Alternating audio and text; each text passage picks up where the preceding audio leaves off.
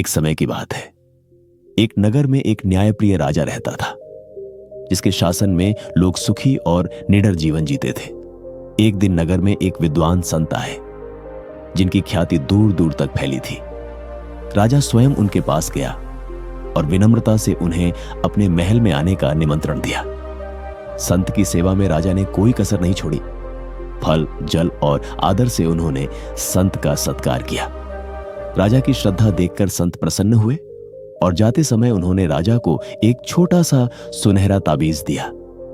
संत ने मुस्कुराते हुए कहा, जब तुम्हें लगे कि जीवन में सब कुछ खत्म हो गया है, तभी इस ताबीज को खोलना।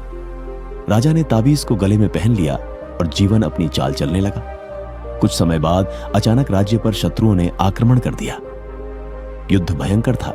राजा की सेना हार गई और चारों ओर भय और विनाश फैल गया।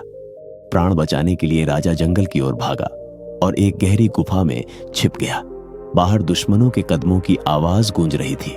हर धड़कन उसे याद दिला रही थी कि अब अंत निकट है। उसी पल उसे संत की दी हुई ताबीज की याद आई। कांपते हाथों से उसने ताबीज खोला और अंदर से एक कागज निकाला, जिस पर लिखा था, यह समय भी कट जाएगा।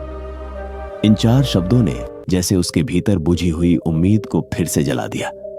उसका मन शांत हो गया और कुछ ही देर बाद बाहर की आवाजें भी थम गईं। जब उसने गुफा से झांका तो देखा कि दुश्मन के सैनिक अब बहुत दूर जा चुके थे।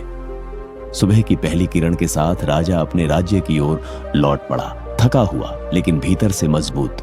महल पहुंचकर वह बालकनी पर खड़ा हुआ उगते सूरज को देखा और मुस्कुराया।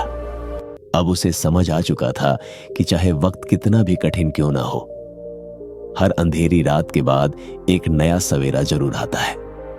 अगर कहानी ने दिल छू लिया हो तो लाइक करो, शेयर करो और ऐसी ही कहानियां सुनने के लिए हमारे चैनल को सब्सक्राइब जरूर करें। धन्यवाद।